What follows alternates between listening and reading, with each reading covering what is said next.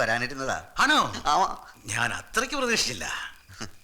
അമ്മ കിടപ്പിലാണെന്ന് അറിഞ്ഞിരുന്നു. സന്തോഷം. നമുക്ക് എല്ലാവർക്കും എല്ലാ കാര്യങ്ങളും പരസ്പരം അറിയാവുന്നതുകൊണ്ട് കൂടുതൽ വളച്ചു കെട്ടുന്നില്ല. ഇരിക്കൂ. വേണ്ട അച്ഛൻ, ഞാനിവിടെ ഇരിക്കണോ? ആ, അല്ലെങ്കിൽ അച്ഛനാർക്ക് പറയാനുള്ള ആദ്യം പറ. അപ്പോഴേ വിജയ, എന്റെ മകളെ കല്യാണം കഴിക്കുമ്പോ വിജയൻ ഒരു സ്കൂൾ മാഷായിരുന്നു. ഇപ്പോഴോ ടാറ്റ ബിർളയൊക്കെ പോലെ വലിയൊരു വ്യവസായ സമുച്ചയത്തിന്റെ അധിപനാണെന്ന് കേൾക്കുന്നു. നല്ല കാര്യം.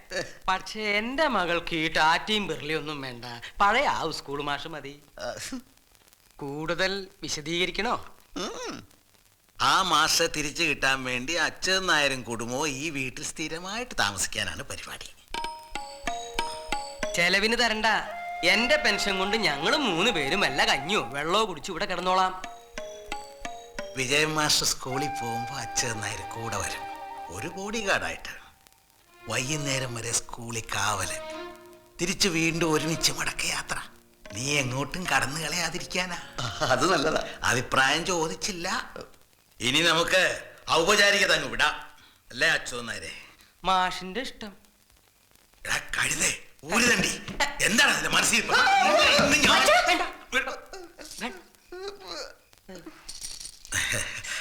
ഞാനേ അതുകൊണ്ട്